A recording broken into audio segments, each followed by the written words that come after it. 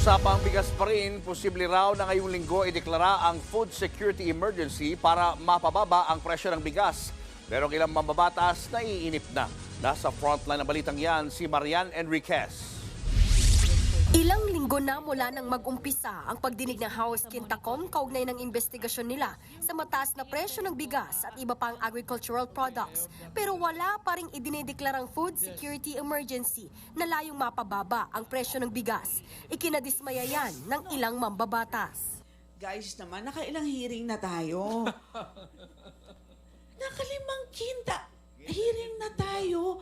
Kailangan nyo nang i-declare na meron tayong emergency because clearly merong extraordinary price levels. Hinihintay pa rin daw ang rekomendasyon ng National Price Coordinating Council para magdeklara ng food security emergency ang Department of Agriculture. Kapag naideklara ito, mabebenta na sa merkado ang murang NFA rice. Ano ang deadline nyo dyan? Sino ayaw pumirma? Hindi naman sa ayaw. There were some dun sa mga I think it's more of the wording of those, the formula for declaring extraordinary price to support the declaration.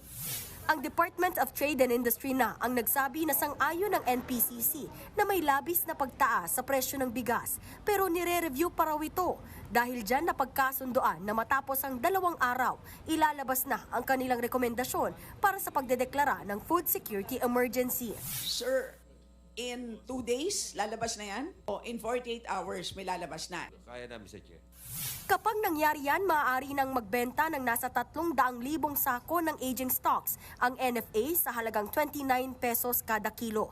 500,000 na sako ng regular stocks na bigas naman ang maaaring mabenta sa subsidized price na 38 pesos kada kilo.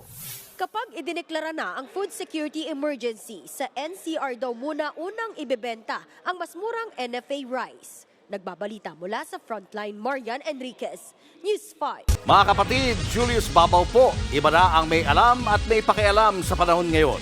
Para sa Frontline ng mga balita, mag-follow at mag-subscribe sa social media pages ng News 5.